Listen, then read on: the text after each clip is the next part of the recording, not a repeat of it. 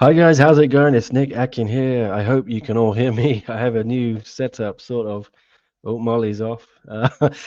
I am using a mic here, DJI mic, so I don't know if it's actually coming through loud and clear. Please let me know if it is or if it isn't. I don't have my usual headphones either. They've broken, so I need to buy some new ones. I'm going to get some Bluetooth headphones, and I'm also going to get a mic stand for this Rode mic, but it's a bit heavy. This one, I don't want to hold it for an hour or whatever. So this is fairly light, so we're getting away with it. I could clip it on, but I'm not sure how much of my voice it'll pick up. So we'll be holding it there. But yeah, if the sound's a bit dodgy, let me know in the comments, and I'll play around with it. But yes, I've been kicked out of my home office. You may notice I'm now in the relegated to the bedroom, but it's a pretty nice place to be. But yes, there have been a couple of reasons for it. Um, One of them, the Wi-Fi is pretty terrible in there, and I've been trying for 2 or 3 months to get good Wi-Fi. I bought so many different routers and modems and things. Just cannot get a consistent signal up there for now.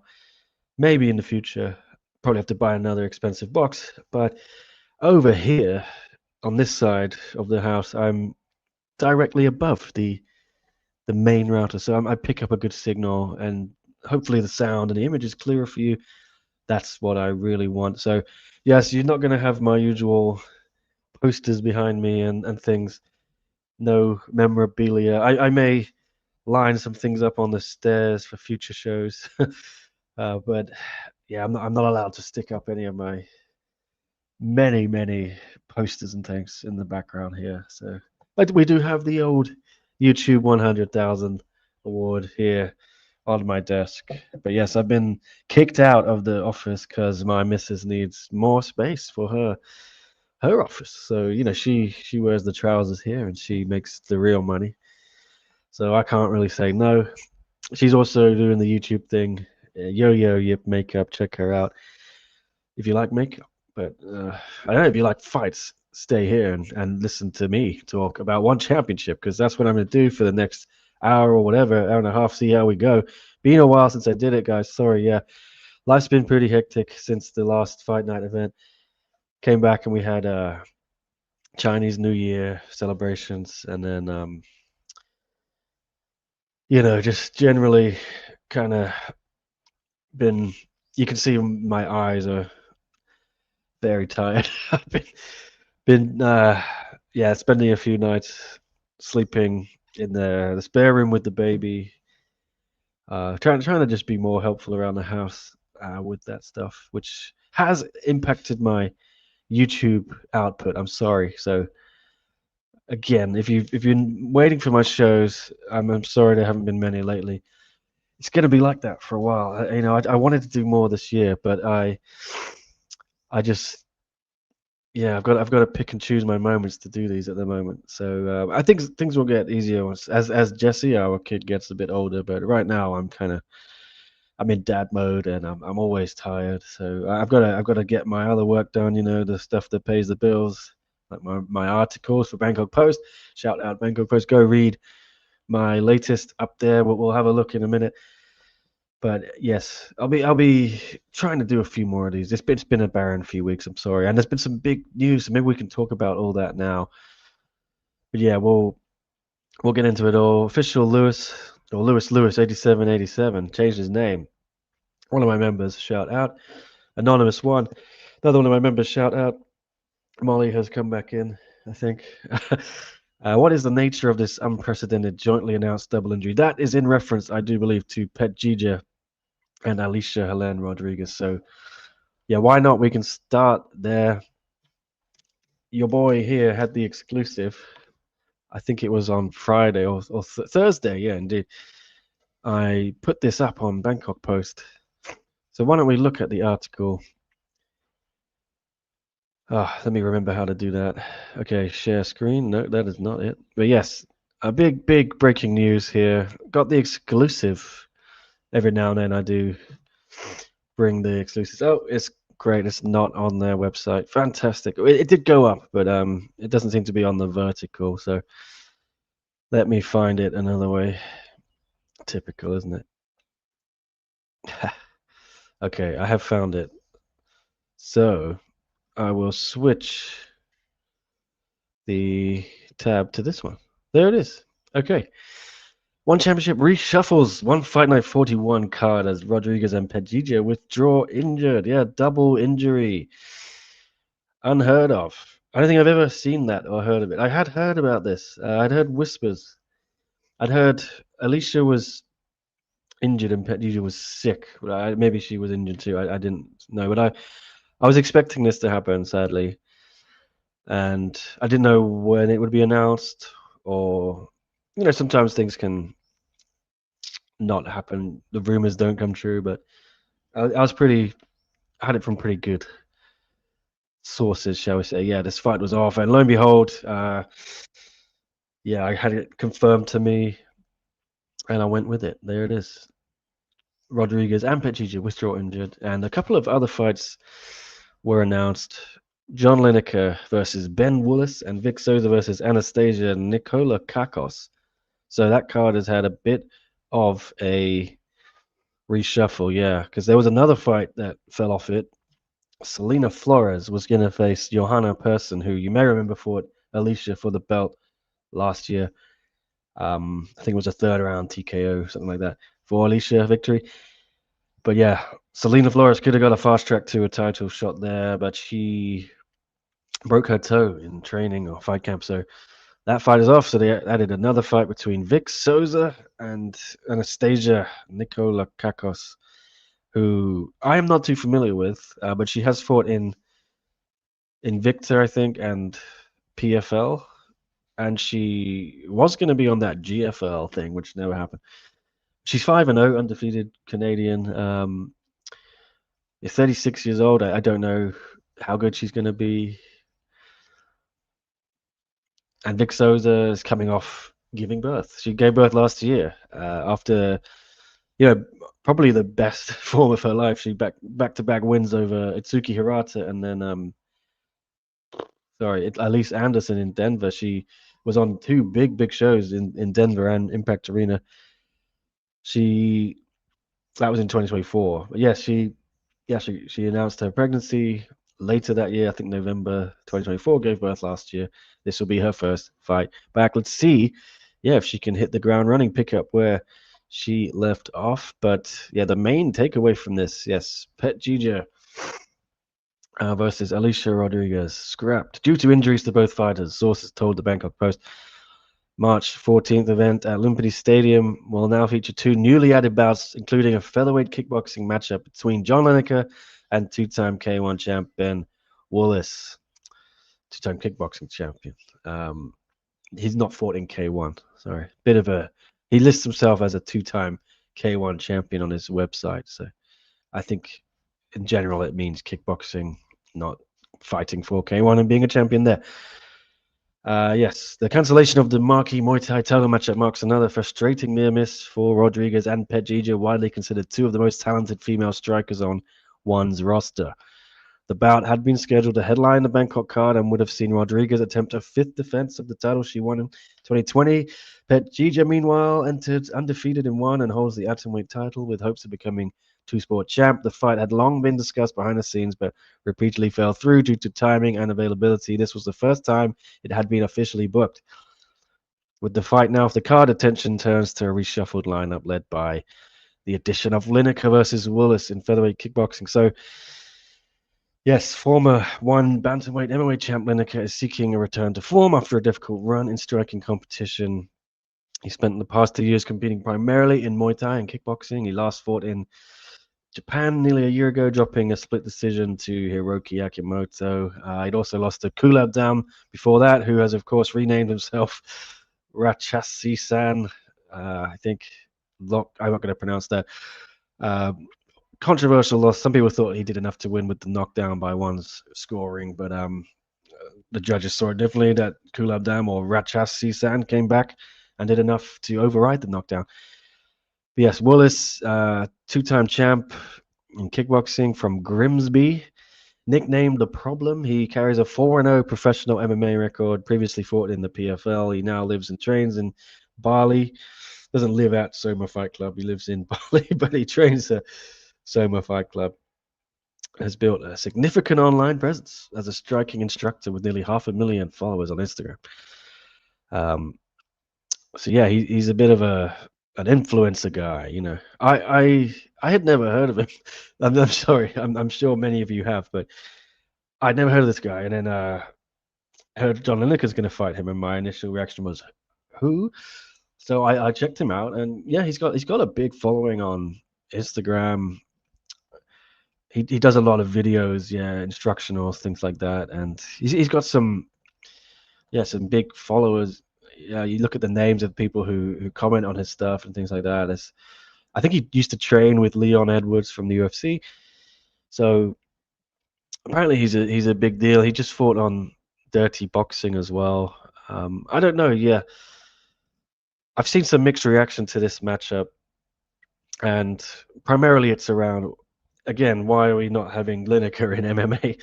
And B, who's this guy? How good is he? And why is it not in MMA gloves, kickboxing gloves? You're not going to see the best of Lineker, those hands of stone. I get it. I get all the criticism. Yeah. I want to see John Lineker in MMA. I don't really want to see him in kickboxing or Muay Thai. He should be fighting MMA. Let's be honest. And if he can't make bantamweight anymore, and I don't think that's the case. He has missed a couple times, and he had problems with it all throughout his career in UFC. Featherweight is easy for him. If he wants to go compete at featherweight in MMA, that's fine by me too, because I think there's way more matchups for him there. They just announced, as we'll get to in a bit, Tang and Shamil Gasanov for the title in April. So there's other contenders there. I think a bit more frequently, you get more frequent fights in featherweight, I imagine. And bantamweight has been a bit dead for a while. Fabricio Andrade has beaten Lineker to win the belt, and then they never did the trilogy. Andrade lost the belt to, oh God, here we go. Dogs are acting up. There's another dog outside barking. It's a pretty active dog life out here. Okay, yeah. So where was I? Yeah, Lineker versus Woolliss. I personally want to see Lineker in MMA. But I'm happy to see Lineker in anything, because I think he's great and he's fun and he guarantees you excitement. So if he has to fight kickboxing, then fine. Yeah, let's see. I don't know. I really don't know what Ben Woolliss is made of, and we'll see if he's all hype or if he's actually got some substance to back up the talk. NG's here. We're here. How's it going? Yeah, I'm good, mate. Thanks for tuning in. Again, guys, let me know if the sound is coming through. I'm speaking through this mic. I'm hoping it is clear and crisp. If the iMac is picking up the sound instead, let me know if it sounds a bit dodgy, and I'll play around with things. Allycia's lifting weights in her recent IG story. Just how injured is she? Says Anonymous One. This reminds me of the Denise's sudden mystery injury. I don't know, Anonymous One. It could be something else, like a leg injury if she's lifting weights. It could be, yeah. There's lots of injuries you can get. And these people are fitness freaks, so they'll still work out even when they're injured. They'll do the things. They'll avoid that one body part. It could be a back injury, it could be a calf injury, it could be something. You never know. I don't know the inside scoop. I haven't really chased it up with what the injury was. I could do. I do know people in her camp pretty well. Maybe I will. But I'm pretty sure One Championship didn't want to lose this fight because it was a big fight for them, and it was headlining Fight Night 41 next week. So I don't think One would have just scrapped it because of reasons. I think they really would have wanted this fight to stay on the card. Yeah. And yeah, Phetjeeja, it's a shame because I think if Phetjeeja wasn't injured, you could have done an interim thing with, I don't know, you could have found someone, maybe like Vero, who beat Shia Cohen lately. I'm sure she would have taken it on couple of weeks' notice. It's a big opportunity, right? And she stays in shape. She's always in shape. I know that. There's other girls as well you could have maybe gone to for that. If Shia Cohen hadn't lost, she could have done that. Maybe, yeah, if you bump up Flores, or it would have been tough to bump up Person for an interim fight after she lost Johanna Person. So, but then, yes, Selena also injured. So, difficult situation for one, and they pivoted, they've reshuffled things. I think it now means that, yes, Sinsamut versus Jarvis is the main event, which is a good fight. Yeah, it is. It has been renamed now. We can show you this on screen. The picture's changed. One Fight Night 41, Sinsamut versus Jarvis. A couple things. To me, I'm like, right, I know grappling isn't the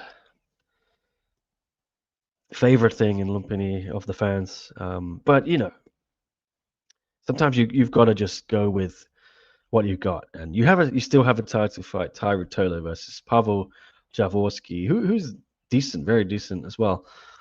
And Ty is a well-known star. He's been fighting in Lumpini enough times. I think the crowd will react to him. He did MMA as well there, so not just grappling. I think you have to still put that fight on last. I know the rationale would be, oh well, maybe the arena's gonna empty if after Sinsamut and George, people are gonna, like, all the Thai fans will go home, so they won't stick around for the main event. But I don't think it'll be like that many people leaving. A lot of them have come a long way anyway, so why not stick around? And especially if Sinsamut wins, they might be in good cheer. But take nothing away from Sinsamut versus George. That's a great fight, but there's no stakes really for me. If it was an official title eliminator, if you had or maybe an unofficial, add a little bit of spice that the winner is going to get a shot at Ursel. I think maybe you can run that as a main event, but difficult because of the way Jarvis lost to Ursel not too long ago, and Sinsamut has lost to him twice, so it's hard. But Ursel needs fights, so I maybe would have run this as a kickboxing fight. I know it's difficult to change now, but because say if Jarvis wins in kickboxing, you could say, all right, well, Ursel smashed him in Muay Thai, but let's see in the bigger gloves, can Jarvis do something against him? And I think Sinsamut's fought him in kickboxing as well for the belt. Maybe they fought for the inaugural kickboxing lightweight belt. I think that's correct. No, that's not correct at all. They fought for the inaugural Muay Thai belt. Sinsamut won the kickboxing belt from Niki Holskin, who has recently retired. Shout out to Niki Holskin. But yeah, there's something I don't really like main eventing a card with a fight that's not really got any high stakes. You could say it's high stakes, but without that actual winner gets Ursel tag, then for me you've got to put the grappling on last. But anyway, we can preview the whole show next week. I will have a media day on Wednesday morning, Asia time, Tuesday night, US time. John Lineker versus Ben Woolliss, who's got the old shadow avatar there, of course. It will be his debut in one. Hugh versus Sewer Black. Supergirl versus my Hong Kong brethren, shall we say? Yu Yaopui. Victoria Souza against Anastasia, as we said earlier. Miado and Willie Van Ruin. Lee Sung Chul and Fabio Enrique. Yeah, there you go. That is your lineup. So let me know your feelings and thoughts on what's happened with that. But yeah, if you're just joining in, I think a few people are. Story of the Fight. What's up? Another of my members. Shout out to Story of the Fight. Check out their channel too. They do some good One Championship recaps as well, which I've been on a few times, and I'm trying to get back on another one if Will have me. Will and Ramiro. Yeah, I'd love to go back. Although, as he pointed out, yeah, the dog cam is here in full swing. You can see Molly and Billy actually. Billy snuck in. He's the light's a bit bright, but he's chilling with his face on the edge of the patio balcony out there. So we'll leave Molly in. Now we'll go back. Yeah, this is my bedroom basically. So I don't know how it sounds. It's probably not very soundproofed. Yeah, we'll try and spruce it up a bit. This is the first show I've done from here, so I'll see how it sounds, how it looks. The main thing is the connection's a lot better in this room, and I got turfed out of the the attic office earlier because yeah, my missus needed a bit more space. With baby's growing up now, nearly 6 months, so we starting to make one of the rooms into her room. You know what I mean? And yeah, I'm the fall guy from the reshuffle. It's not just Fight Night 41 getting a reshuffle. It is my house getting a reshuffle. And yes, I am the fall guy. The fresh cut. Yeah, just went to the old barbers yesterday. Had a little beard trim and a fade done just in time for Fight Night 41. Next week, I'll be heading off to Bangkok Thursday morning, I think it is. Quite early doors. I'll be on a bus from here, 6 a.m. One of the things I really love about where I live now, shout out to Discovery Bay in Hong Kong. It's on Lantau Island, which is where the airport is. And there's a bus that goes from the top of my road, literally about a 30-second walk to it. It goes all the way to the airport in 25 minutes. So very easy for me. Here comes Billy. Where's he going to settle? Oh, he's off. Yeah, so I'll be arriving about 11 a.m. or something in Bangkok. I'm going to head straight to Lumpini for the Friday Fights face-off. So I'll meet up with Giuliano. Then we'll head back to Lumpini for the weigh-ins for Fight Night 41. It's going to be a whirlwind as usual. But yes, I'm back in business next week. Been a bit of a quiet week for me. I'm sorry in all regards. Yeah, I had to jump on that news earlier in the week, which we could have a look at now. Maybe some other big fight news, which I haven't discussed. So just trying to navigate my way around the Bangkok Post website. There's a lot of ads on it. It's difficult. Yeah, so this news dropped. I was trying to have a chill Monday. I think it was the 1st of March or something, or 2nd of March. Usually the first week of the month I relax a little bit because things tend to pick up at the moment in the middle of the month and then carry on. You know, it used to be very busy start because all the fight nights were the first week of the month, but now they're all in the middle. So I had to readjust things a little bit. But yeah, this was the news obviously that dropped. Haggerty, Yoza. So they've announced 3 massive fights for One Samurai One, as it's called in Japan. It has replaced 1175 April 29th, Ariake Arena.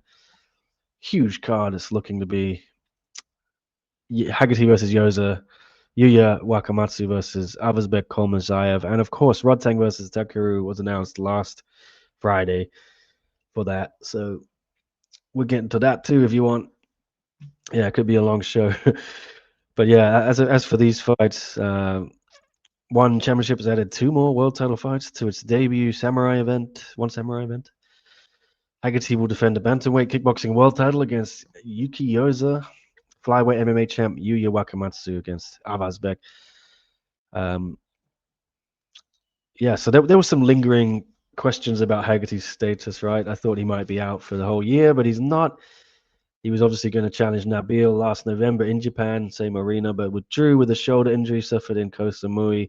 Chatri told me at the press conference that he could be out up to a year if surgery was required, but he's back inside 5 months, which is great. I spoke to Haggerty a little bit on DMs after, and he said he's raring to go. Looking for a second successful defense of the title after beating Wei Rui in Qatar just over a year ago. Yoza, meanwhile, 3-0 in one championship, beating Albert Osmanov, Pet Tanong, the former champ, and Superlek, the current flyweight champ. Pretty great resume for Yoza, of course, a former K1 champ. He's been flawless since he came in, and knocking off Haggerty in just his 4th fight to win the belt would be absolutely incredible. I of course had him at number 3 in my year-end pound for pound, whatever it was, top 15 across all disciplines in 2025. I thought I may have pushed him a little high after publishing that. A few people said that in the comments, but looking back on it, I mean, if he goes and wins this belt, that it's probably not. I haven't been too generous there. I think number 3.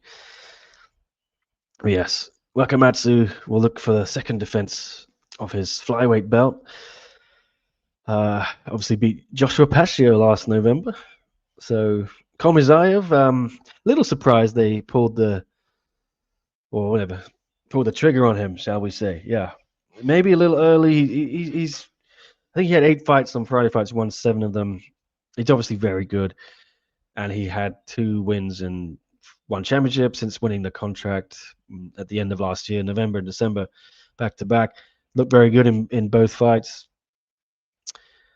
Well, especially good in the first fight. But yeah, I would have thought maybe they'd give Sanjar Zakharov the title fight first, or Mansour Malakiev, who is technically a strawweight, but most recently beat Jared Brooks at flyweight. So I think you could go with that. So yeah, not sure. I would have kept Aversbeck cooking a little longer, get him to fight a few other contenders, but I can't. Not angry with it. I think his ability is not in question. So looking forward to that fight. Let me know what you guys think of those matchups. I will just return to the chat quickly. Anonymous again, back on Lineker. Why are they sacrificing Lineker, or is one sacrificing this Woolliss guy? Never heard of him, but everyone else has. Yeah, I don't know. I mean,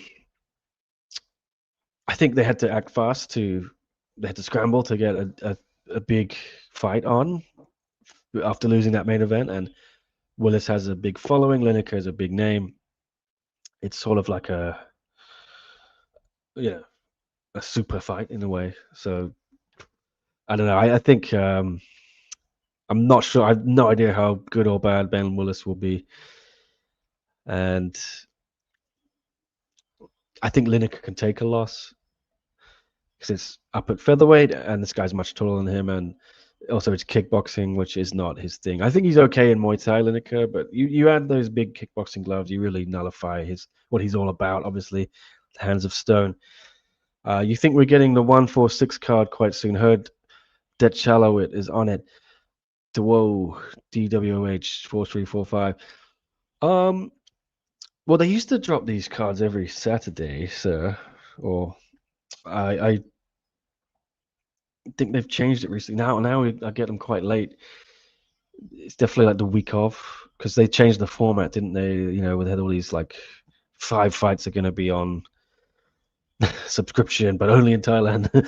They're ironing the kinks out of all that, but yeah, I think just probably early next week I'll get my hands on that, and we'll see. I don't really know who else is on it. I probably have seen a few fights actually announced for it, but just off the top of my head, I'm not really able to recall any. I think maybe Ricardo Bravo's on it. He posted recently, I think. Obviously, they're in overdrive promoting the show the week after 147, which is a tentpole. So 146 could fall through the cracks a little bit. I'm sure one of you in the chat has got some info on what's actually on this card. So enlighten us, please. Right. The numbered fight nights. DWOH again says numbered fight nights are consistently pretty bad quality. Ouch. If they got a few of the good OFF guys, the cards would be very interesting. Instead, we get WMMA and grappling matches. Well, yeah, it's obviously OFF is more of a Muay Thai heavy product, and you could say more exciting because you get those guaranteed bangers every week and the finishers. I think OFN is more of like a considered thing where you're gonna have the mixture of all the disciplines of one, and you're gonna have the kind of global aspect, right, of fighters not just from Thailand. And yeah, you may not like the grappling or the WMMA, but I think that's where it's going to be. It's not going to be on Friday fights, so they've got to put it somewhere. And I'm a fan of grappling. I mean, increasingly becoming a fan. I'm enjoying the grappling. It's not my favorite thing, you know. I'm more into the kickboxing and Muay Thai these days. MMA though is still my first love in combat sports. Well, not really. I was late to it. I think I only got into it in 2013. But yeah, out of everything that one offers, obviously MMA was what I was coming for first of all when watching their product. So I don't mind seeing more of that as long as it's kind of high quality stuff. Late night. Oh, I've done this one from Story of the Fight. Um, any news about 174 on April 3rd? Jasmine asks. Well, nothing official has been announced, but you know, if you by the powers of deduction, I think what we can say is, yeah, no official announcement's been made. So given that is under 4 weeks away, technically, or whatever, April 3rd, pretty sure we say it's not happening.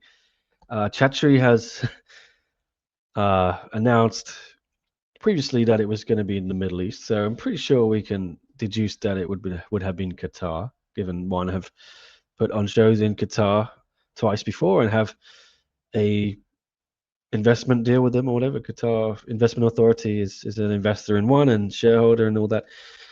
So then you have to look at what's happening in the world right now, which is war. And Donald Trump has launched a bunch of missiles or whatever. I'm not clued up on the situation. We all know what's going on loosely. Iran and the US seem to be at war, and that has destabilized the region in the Middle East. And it's well documented that places like Qatar and Dubai, um, Abu Dhabi, are kind of getting caught in the crossfire. Iran is launching missiles at these places, at strategic targets there, like big hotels and US bases and things. So the airspace is really messed up. And I know an economy ticket from Hong Kong right now to London, where I live, Heathrow, where I grew up, obviously, is ridiculous price. It's sort of like the cost of what a business class would normally cost you. So, because all the flights here go through that airspace, Middle East, and it is chaos right now in all those airports there. People are stranded. So, definitely they're not going to be doing an event there. It's going to be impossible. They probably sort of got wind of this a while ago, right? Because it was, I think this happened once before already when they were going to do a Qatar show, and there was turmoil in the region again. I think Israel had just started their war with Palestine. So um, yeah, I think one sort of saw the writing on the wall and haven't made it happen. Or maybe Qatar saw it coming and told them we're not going to be able to put on this event because there's a danger of this happening. So yeah, it's not happening. For what it's worth, I had heard it was going to be in Qatar, and I had heard it's going to be postponed. I heard that a few weeks ago, but I haven't really reported it because you know there's nothing official. So I don't want to put rumors out there and things. I would wait for one championship to confirm or deny anything, but I think it's pretty safe to say it's not going to happen, guys. Which yeah, is a shame. Pivoting here, Story of the Fight says J Hag is awesome, but I'll never root against Yuki. I just cannot. DWOH. Even within Muay Thai, it's obvious Friday fights best fighters beat most contracted top ranked fighters. It's just lagging behind in Muay Thai, MMA, etc. Yeah, yes and no. Like there are guys on fight night and numbered events who I think can compete with the top guys on Friday fights, but they just don't get to fight as often. So I'm hoping the samurai events, maybe we're going to see more frequent fights for some of the big names in One Championship who are contracted. But I really don't know how One Samurai 2 is going to look, whether it's going to be just all local Japanese prospects with a big headline, maybe 2 big fights on top. I don't know. That does segue quite well into this comment from Uzkion1. Any news on Noiri? No, but I think Noiri is probably going to headline one of those next Samurai shows, May or June. Probably that would be my guess. One Samurai 2 or 3. CST Today news in the chat. Hello, another of my members. Good to see you, sir. Yeah, when is my war correspondence podcast? I don't know, but I'm happy in Hong Kong. It's pretty safe here. For now, unless China gets involved with all this stuff. So even then, we're somewhat removed from mainland China. But who knows? They could use. Could you imagine if Hong Kong got dragged up into something? Oh my god! It's all crazy what's going on. You know, not to get too deep on it, but yeah, it's quite depressing. Anyone noticed how bad the Japanese have been doing recently? For a period, they were dominating One Friday fights. The WOH says, yeah and no. I think they were bringing in like really good Japanese talent on Friday fights because of this deal with Unext, and I think they wanted to give Japanese fighters and fans a shine. And now I think they're going to pivot to One Samurai for Japan, right? So they're saving. I think all the best Japanese fighters are going to be on that. Let's be honest. And any that appear on Friday fights in Thailand are probably going to be there to lose to the Thais, you know, or whatever. It depends. That might not be correct, but I think, yeah, there may be significantly smaller presence of Japanese fighters on Friday. I don't know though, because one does have a big deal with Unext, and then maybe they're still going to need that. There was I think part of that deal is having 2 Japanese fighters on every card, and then that became 4, I think, at one point. I'm not sure. If we have a look at last night, how many were on it, and that can be across MMA, grappling, kickboxing, Muay Thai. So last night they had, bear with me, 1, 2, 3, 4. Yeah, 4. So I think they're contracted to have 4 Japanese fighters. And looking at the card, I would have thought that I would have backed. I was surprised Kuroda lost to Banlu Lok because it was kickboxing, and Banlu Lok is Muay Thai guy.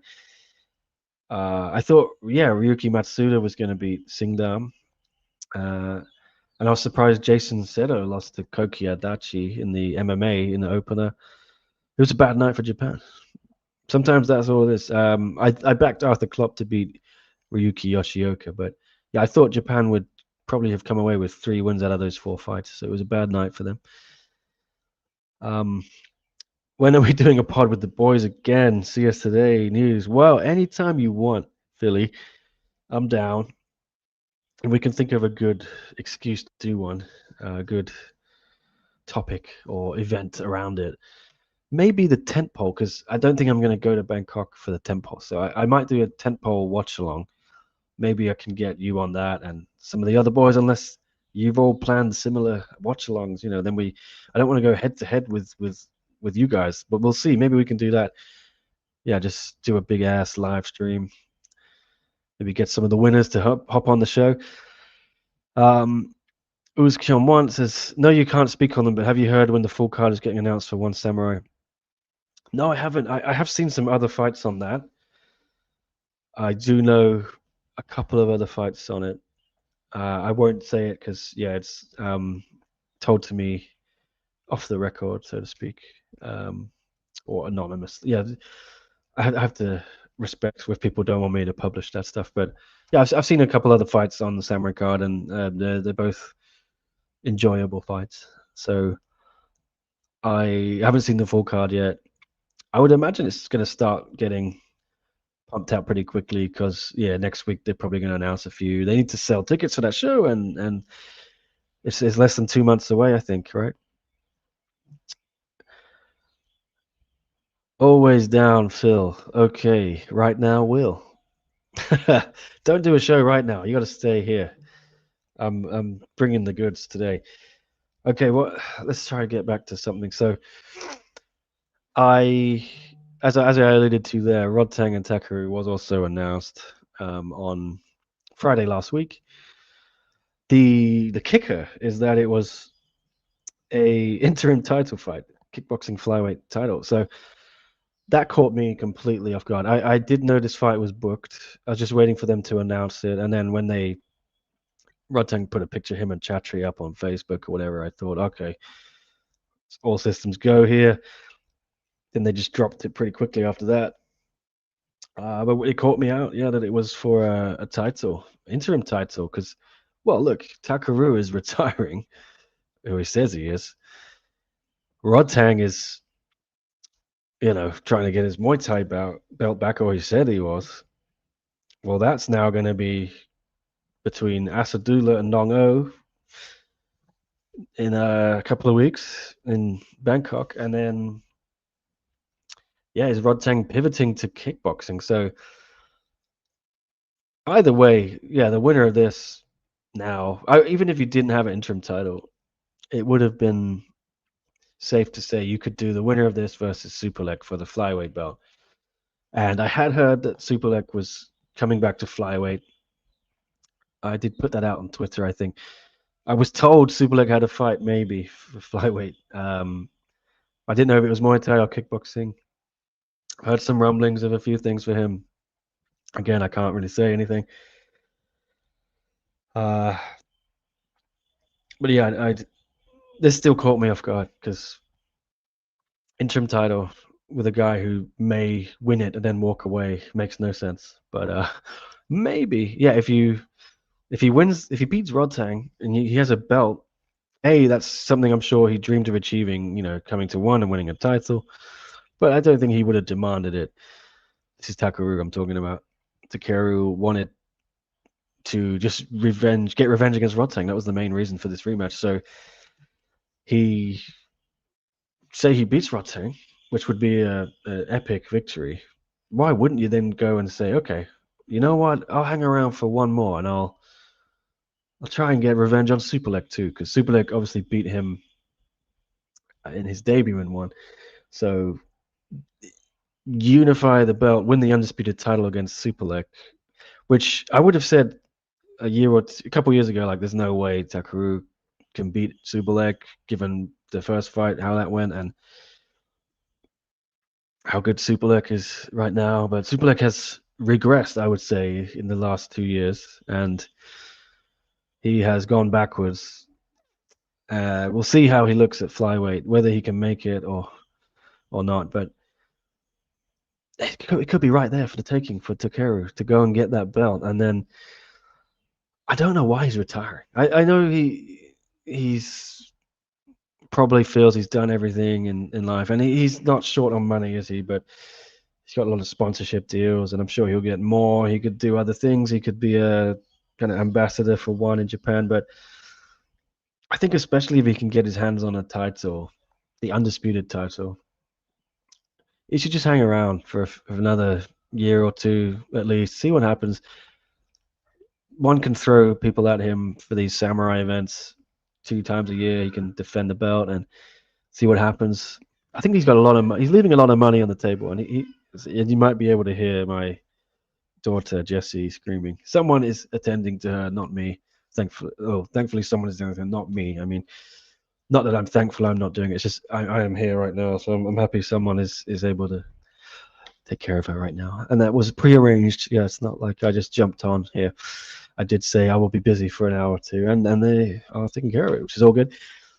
I spent the whole last night with Jessie after Friday fights. I was in the spare bed with her, and she wakes up like 3-4 times in the night. But I'm trying to get her to stop having milk, so it's getting pretty good actually. So the last feed was sort of 10 p.m. You guys probably don't give a fuck. Sorry, 10 p.m. last night, and then she woke up maybe 3 times a night, but I managed to get her back to sleep like 3 or 4 times, and then the next feed was 6:30 a.m. So I'm very proud. She did nearly 7.5 hours or something. So maybe 8.5. Yeah, was really happy with that. So we could be close to having her sleep through the night, which is great. And maybe I won't have these horrific bags under my eyes too much longer. But yeah, this fight, I've lost track. We'll see what happens. I don't think this fight needed an interim title, but maybe Rodtang needed one. You know what I mean? Because he's not going to get the Muay Thai belt soon. They might want to put a belt on him, and that might impact his contract situation. He was also obviously posting all this cryptic stuff, wasn't he, before the last fight, and then recently he was starting to do that again. Again, I've heard things behind the scenes I'm not going to say here, but it's fair to say I think he was disgruntled, and a lot of people would have deduced it was over money and things like that. He obviously made a massive purse on the first Takeru fight, 480,000 USD, I think it was. So I think he's probably getting the same again. And he was probably getting less to fight Ngannou, and maybe he just once you get that purse, right, it's tough to go back to what you earned before, right? And he's got, like I say, he's got a lot of mouths to feed, a lot of people in that entourage, the family, the Luxai Conding crew who follow him everywhere. So yeah, I think Rodtang's just getting the bag, securing the bag, whatever you say. It's fine. I was a little worried, things might go south, but a lot of people said where can Rodtang go realistically? Some people said BKFC or Karate Combat, but I don't think, you look at the way those two promotions are going right now, I don't think that could happen anymore.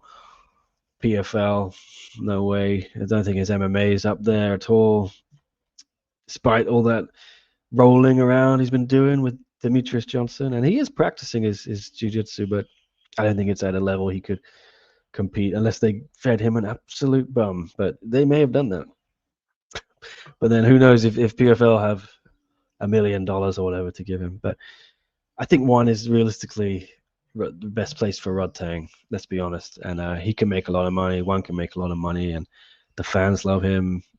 But with that status comes, pay me what I'm worth. And when you are the biggest star in the company that puts asses in seats or puts eyeballs on streams, shall we say, you do have a certain figure you feel you're worth. So I'm glad he's got it, and I'm glad this fight is on. I don't know why it's for an interim title again, but there it is. There's him and Chatri, presumably in Bangkok.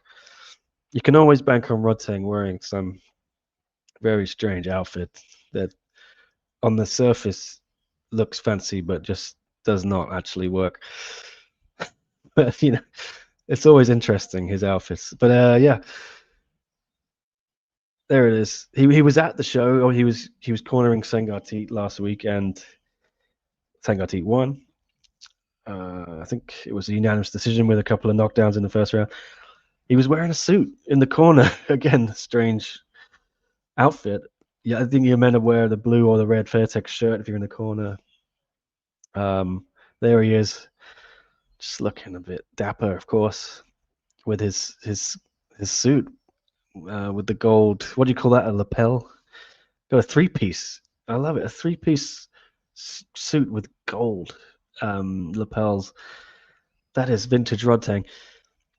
In Lumpini, in the corner. Who does that? Just the Iron Man, isn't it? But yeah, it's Rodtang. He does what he wants, and he looked a little bit, shall I say, puffy. Yeah. So I don't know if he's going to be getting back with Peter Miller, Condition Nutrition, for this one, but I think 8 weeks out, yeah, he's not looking like he's kept himself in amazing shape. And I'm not one, I'm one to talk. I'm a fat bastard, but yeah, he may have to drop a bit of weight, but he's got time. You know, that was a week ago, so I think he's still got 6 or 7 weeks. I'm sure it'll be fine. I don't know if he's working with Pete though. I need to check with Pete, but hopefully no shenanigans, no horseplay. I think he knows the severity, like of I need to make weight for this one, so he should get back with Pete. Yeah, because Pete will get him on weight. Pete even got him on weight last time, and with all that stuff going on. So, all right, the chat's popping off. Phil, I'm in my undies, setting up my wife's Switch. Says story of the fight. So no stream from Will. Ngannou is going to miss weight and win, leading the vacant belt available for Rodtang, isn't he? Says anonymous one. I don't know, man. Like I think Asadullah, obviously love Ngannou and respect to him. I just think Asadullah is a freak of nature. He's a monster.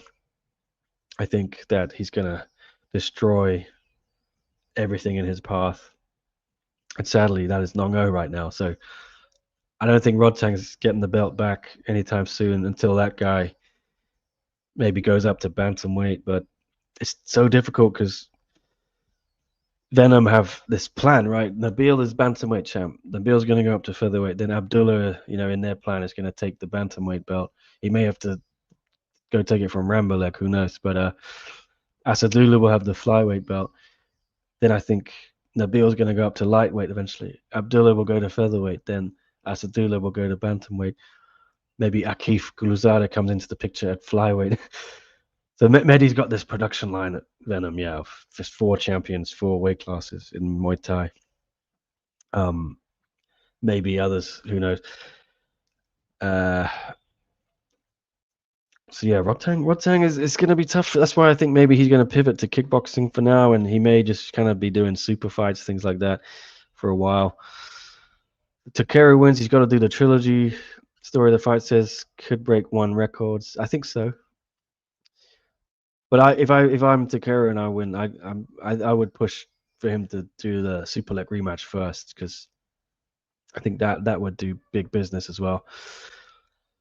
He's been active for a long time. Body probably catching up. DWOH says. Story of the fight here for the Jesse updates. The 1 update's a bonus. Yeah, Jesse's sadly she's crying a bit now, but I think she's just woken up, probably hungry. But yeah, someone is taking care of her. Don't worry. Just not me right now. I will take care of it after the show. IVN says, any news on Rukia Anpo? He's gone quiet since the last event. No, I have no idea. I think, yeah, you may see him pop up soon as a main event on one of these samurai events, possibly. Maybe him and Marat, or sorry, he did Marat. Maybe him and Noiri rematch. They talked about that before. Karate Combat can't pay their own production staff. Story of the fight says they sure as hell can't pay Rodtang. Well, yeah, I don't want to dunk on any other promotions here. But yeah, you know, there was a war on 1 from Karate Combat, and looks like it fizzled out pretty quickly. Chatri won the war. So another interesting one, maybe we could talk about. Francis Ngannou just been released by PFL, or parted ways, whatever you want to call it. I was just getting back to, I saw that today. I think it was today, and I was just thinking, remember, yeah, it was just a couple years ago when he became free agent, and he signed with, or 3 years ago was it? Yeah, he signed with PFL, and Chatri was pushing really hard to get him. This was right around the time of the first Denver show, so May 2023, nearly 3 years ago, and I was on a plane from two legs. First leg, Hong Kong to Tokyo, and then I was on Tokyo to Denver. It was a long flight, and as I was going through, like, at Narita Airport, whatever it was, in Tokyo, Chatri's texting me like, this stuff about we're walking away from Ngannou, because he'd been on Ariel's show saying we want to get Ngannou, and Ngannou had been on, I think, yeah, he ended up signing with PFL, but yeah. It was a massive thing at the time, and people were saying maybe Ngannou can go to one championship. They've got Malakin fight there. They've got I think Arjan Buller was still the champ at the time. Malakin was an interim champ. Now they've got Rug, of course, right, the champ, and Malakin's still there. I don't know. Would it be sensational if one picked up Francis Ngannou? Is the juice worth the squeeze, though? Yeah, I think 3 years ago it was, but Ngannou, I don't know if he even cares anymore about MMA. He's done his boxing, two big boxing paydays, Tyson Fury, Anthony Joshua. First one went really well for him, even though he lost. Some people thought he won. Joshua fight didn't go well for him, but made a lot of money, life-changing money, which I'm not sure he even needs to compete anymore. And can one pay him whatever he would demand for an MMA fight? The UFC will never go near him, of course. So I'm not sure if he's worth taking a punt on. Is he damaged goods? Um, it depends, man. I think it's still a huge fight. Like whether Malakin or Rug is the champ, Ngannou versus Rug or Malakin. It's a big fight. You can market that, but I feel that the kind of consensus of MMA fans turned against Ngannou. They were all on board with him when he left, or most of them were on board when he left UFC, and he kind of got the better out of Dana White, so to speak, by signing that huge deal with PFL. He made a lot of money there for that one fight he only had, I think, and he made obviously huge money in those boxing fights. So most people saw him as sort of coming off better in that deal, but then I don't know, the sentiment seemed to turn against him after the second boxing fight, the loss to Joshua. He didn't go back to MMA, and people thought he was just I don't know what they thought, but I think people got pissed off with him, and I don't know. Yeah, is he damaged goods now? Would people still want to see him in one? Let me know what you think in the chat. Story of the fight says Francis versus Aspinall on Netflix someday. Now Dana's going to have to negotiate with Eddie Hearn. Yeah, maybe. That's interesting. Obviously, Eddie Hearn signing up Aspinall to Matchroom Talent Agency or whatever it was after Dana stealing Conor Benn for Zuffa boxing. Maybe, yeah, Ngannou does something outside of the promotions. He does something himself, but not sure. Not sure. I don't think anyone wants to see him in boxing anymore, right? So what can he do if he still wants to compete? I think it is MMA, yeah. So maybe he has to do something like this outside of the promoters, the organizations. I mean, I like Ngannou's fight style. Says Uzkion won, but it seems no promoter can get on the right track with him. Well, yeah, there was a lot of people saying one dodged a bullet or whatever. He got a bit of hatred recently, didn't he, Ngannou? Some stuff on Twitter that he was a bully, or I think it was Dana saying he was like physically threatening him, and then there was some other people who worked at UFC. I think, saying he was quite an intimidating presence around the PI and the office or whatever. But I don't know. All I can say is I interviewed him once, and he wasn't very nice. Like, let's be honest. I interviewed him when I was still at SCMP, and I think he was about to fight Stipe, and he's just pretty. Some interviews, straight from the off, they're gonna be like, this isn't gonna be good. This fighter is not in the mood. They've probably done a bunch already, and it is fight week, so maybe they're cutting weight. But I don't see. I don't. Is Francis cutting weight? Maybe, but I don't think he's going to be depleted beyond that point where just talking is a strain. But it was just a bit horrible, and I cut the interview short because I was just like, "Oh no, you're not feeling this. I don't really want to do this anyway." And he was quite intimidating. Yeah, I think I asked him a question I thought was fair enough, and then he just snapped at me like it was some dumb question, and I think it was along the lines of, "Yeah, oh, yeah, you're gonna fight Stipe, um, but it's gonna be at the Apex, right? And then you'll be cornering Kamaru Usman. out in Jacksonville, where it's going to have a full crowd. I think for the Masvidal rematch, like, there's part of you kind of wish you'd be competing in front of a crowd. Is it going to be tough? And he just was like really mean about it. He's like, no, why would I care about that? No. You know, you'd expect, even if you think it's a dumb question, most fighters would go, well, you know, I think it's still going to be fine. You know, when I get my hands on that belt, I won't be too upset. But yeah, he was pretty rude, and I ended up like editing the question out of the interview. I think because I was just like, made me feel really shit about myself. So that's my Francis Ngannou story. It doesn't mean he's a bad bloke or anything. He got a lot of bad press recently, but I'm not saying he's a bad guy. There's sometimes that happens. You get into a few things that don't click. I would say I get on with like 99% of fighters I've ever spoken to. There've been a couple over the years, a handful. It hasn't gone well, but just maybe it was a bad day for him. Anyway, Duncan on Karate Combat, always warranted story, the fight says. Titles mean nothing in one at this point. CS Today News, bring back the tournaments. Nadika came out with new merch, so I think he's got a fight lined up. Yeah, I did see that. He put a post out on Twitter, and I thought, oh, he's announcing a fight or something. Karate Combat, they paid him, this is PFL, I think, anonymous one says, they paid him too much for him to constantly miss weight and pull out of main events like an amateur. Is that? Oh, no, that's Ricky Ampo, sorry. I'm just going back through the chat, sorry. Eddie said this morning he's going to reach out to Francis, and that over half a dozen top UFC fighters have pinged him since the Aspinall news could get pretty dicey soon. Well, you know what? I'm glad someone is kind of standing up to Dana, and you know my thoughts. I'm not a huge UFC fan these days because I think they've significantly watered down their product while jacking up prices for fans, and the way they act with some things, it's not great. And now they're trying to do the same thing to boxing, and they try to kill any competition, which means the fighters ultimately suffer. Yeah, anyway, that's not what I'm here to talk about.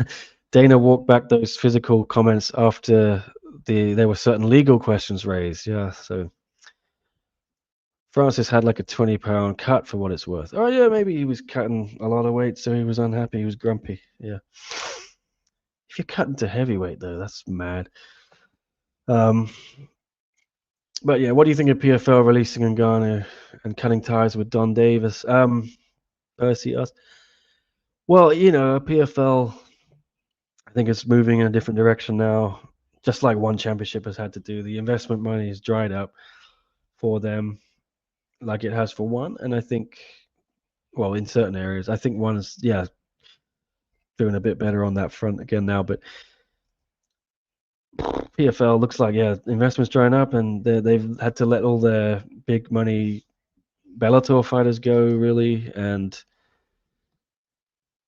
they just can't afford to pay them. They can't, like, frequently enough that those people won't make a lot of noise about it. And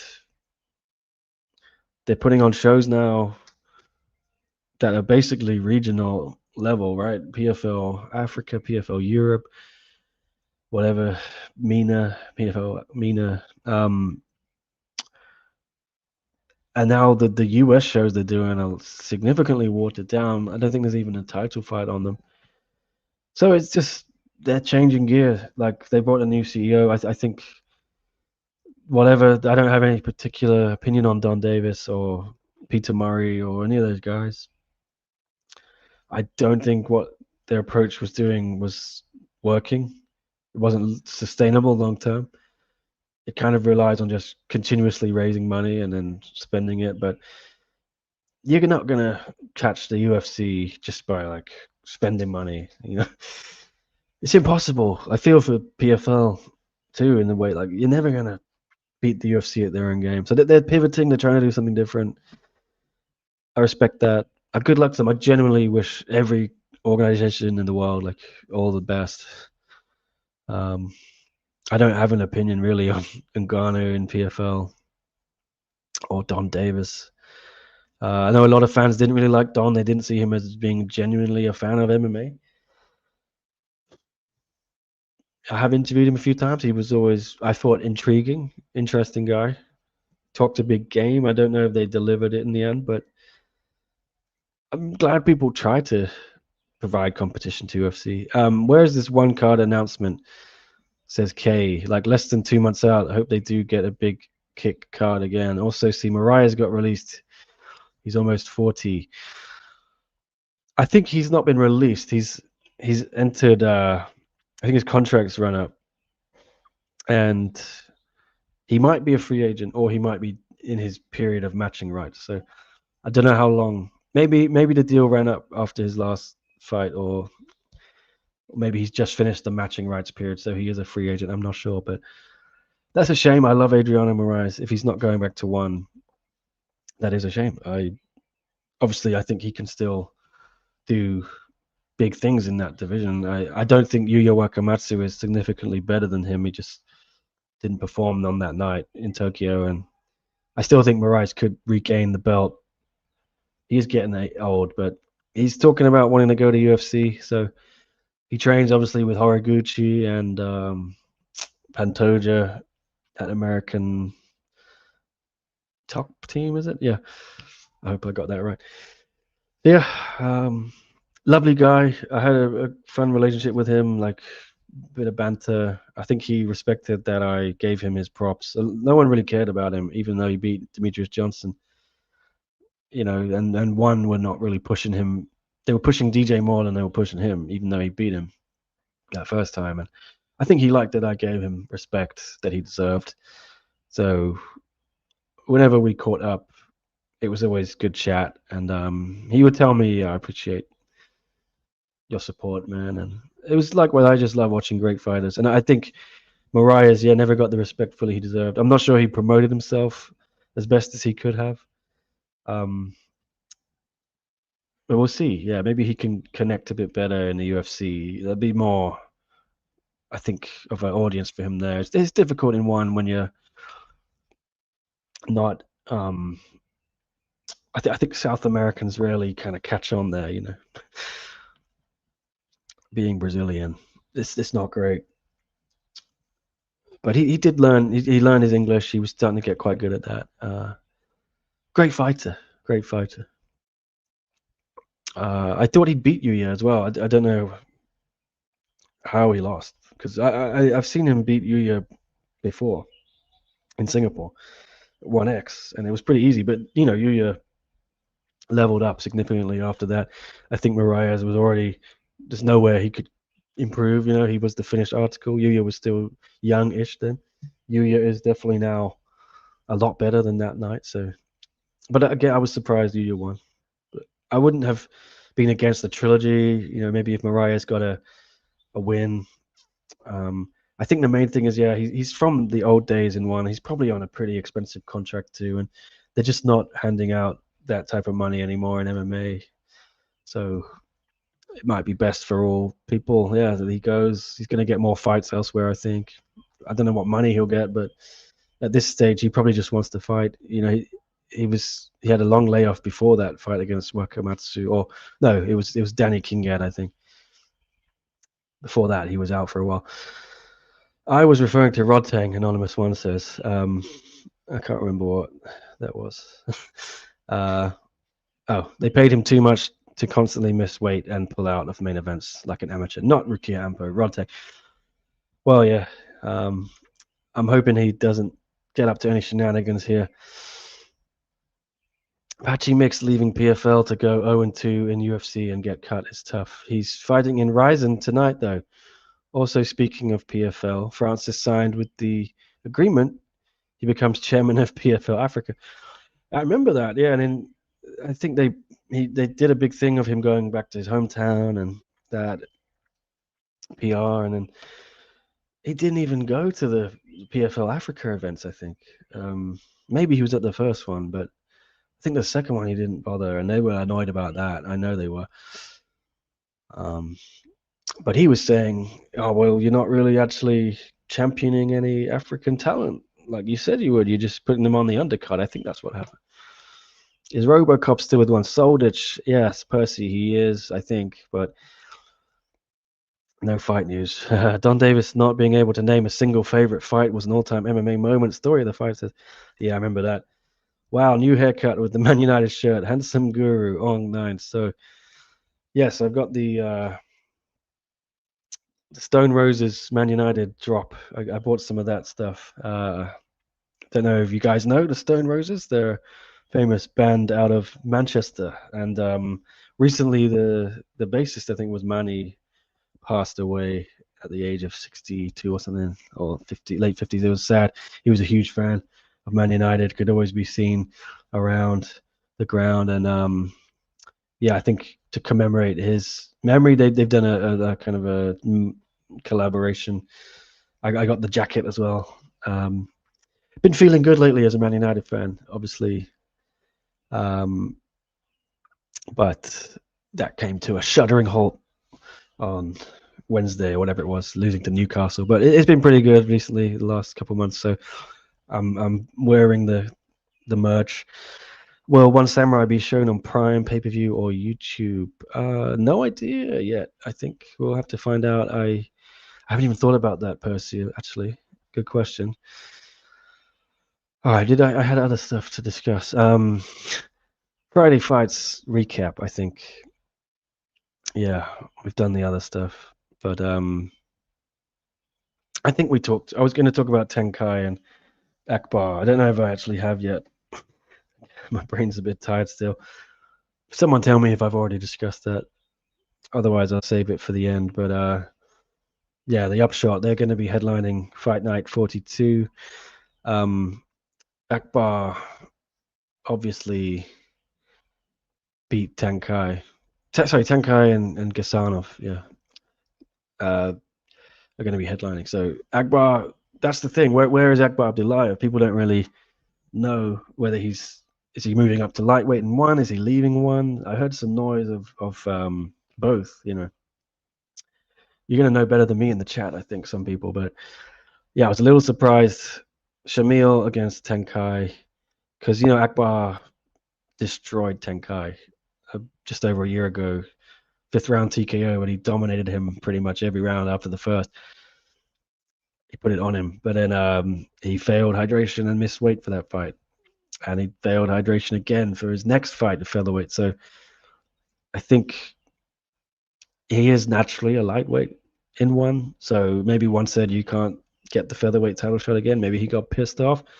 Maybe he asked for the lightweight title shot. Maybe he didn't get it. It went to Rasulov. Maybe again he got annoyed.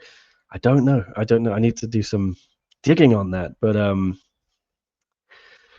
yeah, maybe he's out. I don't know. But Gasanov, if you're going to do another guy, Gasanov is a worthy challenger. He is on a decent run in one. I don't think he's lost apart from to Gary Tonin, but he avenged that loss. And yeah, he's been pretty much flawless since. Should be a good fight. I like both guys. That's going to headline in April 11th, One Fight Night 42. Just, yeah, the big thing though there is what's going on with Akbar Abdullayev. Knowing one, the Samurai will be exclusive to Japan and Thailand only, anonymous one says. No, it's going to be, I think they'll play it up. You see Takumi Terada sign with Rise. Could have sworn one was going to sign him. As Keon one says, yeah, I thought he'd turn up in one. I think he train with Takeru and Noiri and Yuki Oza. I don't know what I thought he would have been perfect to fight John DiBella in Tokyo on that Samurai show. So I was a little surprised at that. United fan, just like us. Yes.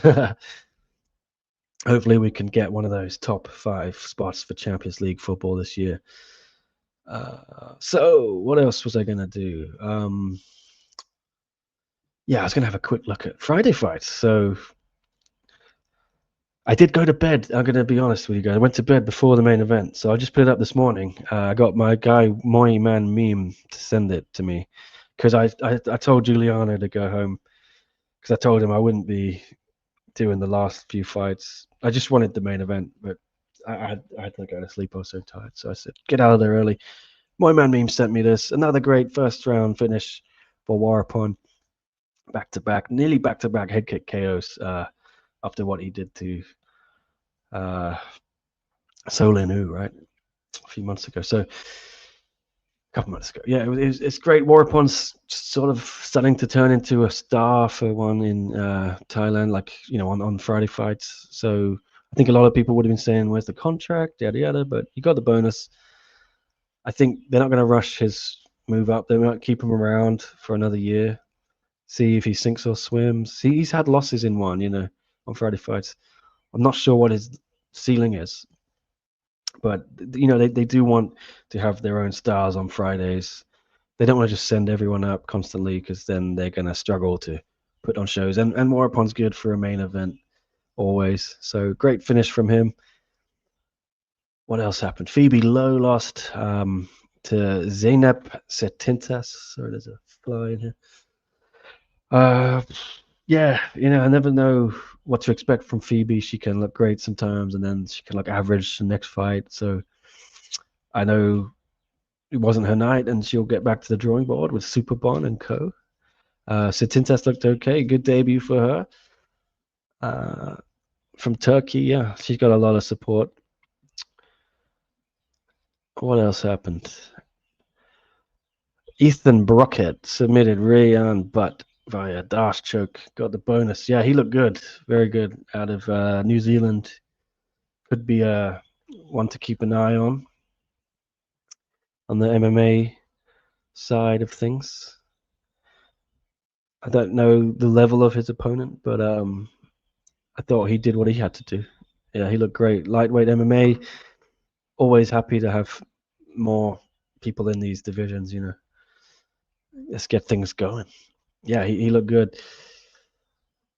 I realized I didn't actually put the thing on stage yet, so let me go back to Warapon.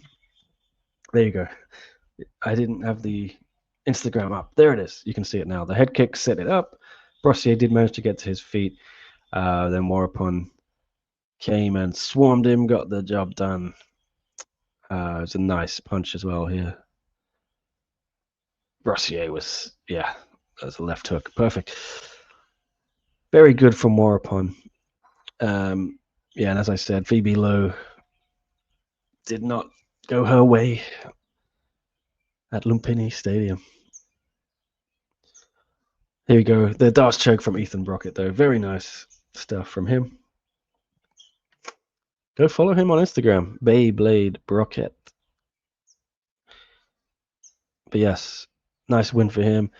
What else do I have here? Arthur Klopp beat Ryuki Yoshioka. There's a lot of decisions last night. I know it's not a bad thing sometimes. The fights are still good, but it wasn't your typical bang, bang, bang, bang, bang, knockout card. Armin Maradi beat Otis Waghorn by unanimous decision. A couple of knockdowns in the second round. Fight seemed to be close to being called off. I think Otis could have been stopped there, but very good performance from Armin Maradi. Very good. Otis back to the drawing board for him. He's another one like Phoebe. I just don't know what his ceiling is. Sometimes he looks great. Other times he looks average. A tough one for him, because he started to get on a roll. I think he had 2 wins in a row, maybe more. Frustrating for him. Dropped that news during the middle of that show. Tenkai versus Shamil Gasanov. Headlines Fight Night 42. Nontachai did get a finish earlier on the card. TKO against Semi Sa Sindir in the third round. He got the bonus too. Can't show you the finish because it was on the first 5 fights of the card, which are obviously geo-blocked now and all that. There are restrictions. So as media, we're not allowed to publish it. There are, of course, naughty people out there on social media still publishing it who do not get flagged. And I think it is quite unfair that the media are not allowed to do it. If we do, we get strikes. But if randos on Twitter just want to put the broadcast footage up, that is okay. Feeling a little salty, you can tell. All right.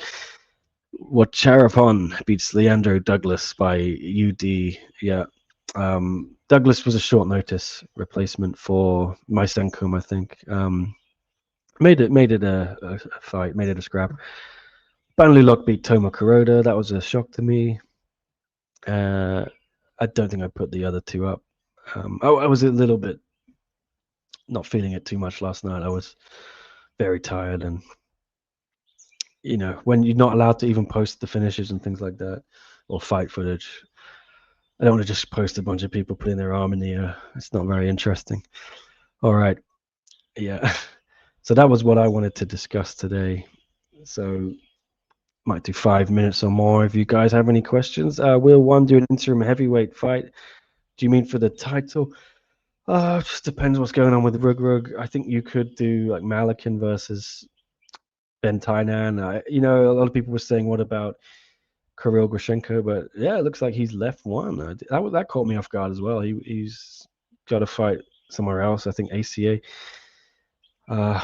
Maybe he was frustrated. He didn't get a title shot after beating Ben Tainan. Yeah, but that wasn't a great fight, and I don't think one really looking for fighters who just do that. Are there any updates on Kyoso win and Samingdam? No update, but that fight will be next. Next, not next week, but the week after. That'll be on Friday Fights Tempo 147, March 20th. So that's the update. News on Rug Mannequin. No news. Yeah. Saw some Japanese people saying he said he wants to be the number one in Japan and beat the Rise champ before anything else. He fights later this month. That's Takumi Terada, I think. Yeah, that makes sense. I was thinking maybe he goes and wins that belt there, then he comes to one day. But yeah, Ben Tynan, of course. Yeah, so I think that's it, guys. I'm gonna get out of here. So yeah, I hope you enjoyed the show. I hope we talked about everything. Been a while since I did one, so we had a lot to catch up on, but got most of it out there. Yeah, so I'll try to do another one. Not wait another 4 weeks to do another one. But yeah, I'll definitely be back next Wednesday. I'll try to do something on Monday. If there's enough news to warrant it. Hope you enjoyed the new setup. I'm still fine tuning things a little bit, but Molly definitely enjoying it over there. Yeah, have a good weekend, everyone, and I'll catch up with you soon.